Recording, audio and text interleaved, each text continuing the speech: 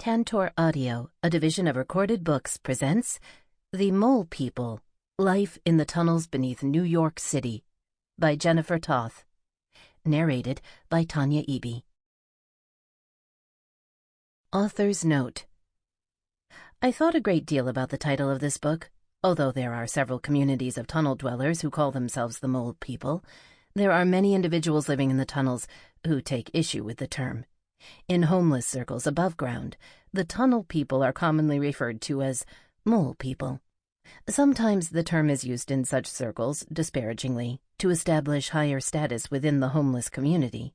Graffiti artist Chris Pape and photographer Margaret Morton each raised concerns about the mole people because it is regarded as a pejorative term among homeless advocates, and more important to us all, it is insulting to some tunnel dwellers. Bernard Isaacs and his community under Riverside Park were those we most wanted to protect from this title. For years, Bernard has objected to the term because he feels it is a label that portrays him as an animal, not as a person. Yet when I talked to Bernard about the title of this book, he agreed the Mole People was the right choice. I chose the title for several reasons. The people of New York City who live underground are most commonly known as mole people, and it is no accident that the term conjures freakish images. I hope this book will reverse the horrible and striking image of mole people simply by showing what I saw and found. I hope the stories from the tunnels will bring a better understanding of the underground people. By writing their stories, I hope to dismiss the myth of animal-like underground dwellers so that you, the listener, can come to know that mole people don't exist beneath the surface of New York City, but people do. Introduction. My 10-year-old friend Kristen was the first to tell me about the mole people. She was one of my students when I volunteered in the Harlem tutorial program during my year of graduate school at Columbia University. We met every week. She taught me about stress in New York, while I helped her with multiplication tables. One Saturday morning, we sat together on a thick red couch in the plush hall of the International House at a great bay window overlooking Riverside Park. Outside, the weather was cold but bright, and the sun reaching into the room made us warm and happy. Kristen, bored by her schoolwork and hungry for attention, searched for distractions in the high ceilings, the polished piano, and the wall paintings. "I know this girl at school, Julie. She don't live like this. She live underground in a tunnel," Kristen announced. Her eyes grew wide and excited as they did when she began one of her tales. I laughed. "Really? It's true," she insisted, straightening her slouched back. "She live in one of them tunnels." I asked if she were a friend of Julie's. "No, she nobody's friend. She dirty all the time, and she be stinky, too." Kristen shivered. Her eyes lit with a familiar smile that was never far from her. Then she added with a giggle, "She be one of them mole people." She wiggled her fingers near her mouth to indicate whiskers, squinching up her nose and eyes to look like an imagined mole. She looked more like my cat than a rodent, however, and I laughed again, and she laughed with me. While I was dubious about her story, I asked her for more details about Julie, including the name of the school, and then Kristen arranged for me to meet Julie and her father at the swing set in the Morningside Park on a Saturday morning. They found me and told their story, one of many to come on in this book, but they refused to take me to their underground home. I was uneasy talking to homeless people. Although I had served in soup kitchens in high school and college, coming from St. Louis, I found New York City's homeless wild and frightening. They seemed to multiply threefold on each corner during my 1989 to 90 year at Columbia, and their squabbling over the same turf seemed threatening as I passed by. Then, too, young girls were attacking pedestrians in the area with needles, and everyone was terrified that the tips were AIDS-infected. However, two experiences made me less reluctant to talk to the homeless. My friend Robert Midas, also at Columbia that year, had an extremely open manner with those we met on the street, even embracing them at times. He and his band sometimes gathered near midnight on the long white steps of Columbia University's administration building next to the school statue and played for the homeless who gathered in the sweeping white moonlight. He wrote some songs for and about homeless individuals in the area. He broke my fear of a population that seemed untamed and dangerous. The other experience was more pointed. One night I was feeling upset as I left my room, and I saw a homeless woman with a shopping cart of trash bags filled with empty cans and old clothes. She asked me for money. I said I had none. She thanked me and smiled.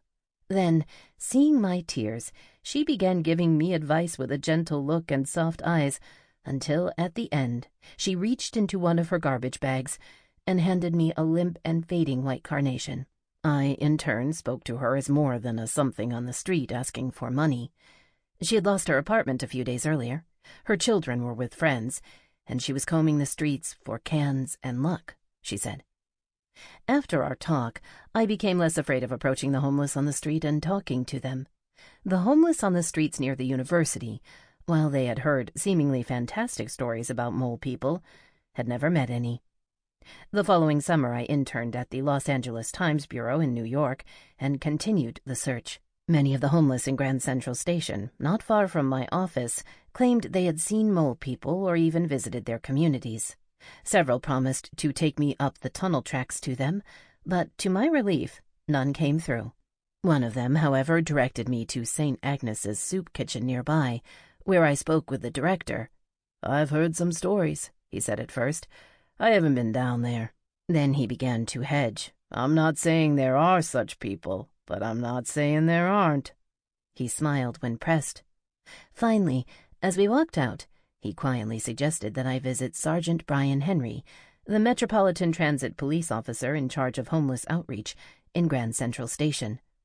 Finding Sergeant Henry's small office was not easy, and when I did, another officer stood by when I explained that I wanted to write a story about the underground homeless.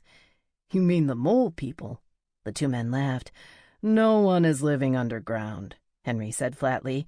"They're just stories." When the other officer left and I continued recounting the various tales I had picked up, Henry listened more seriously. When I said that some homeless men had offered to take me into the tunnels, he asked for their names. While I was telling him about conditions at different locations in the tunnels, as they had been told to me, a woman officer walked in. She looked stunned. "You told her about all that?" she accused Henry. "What is going on?"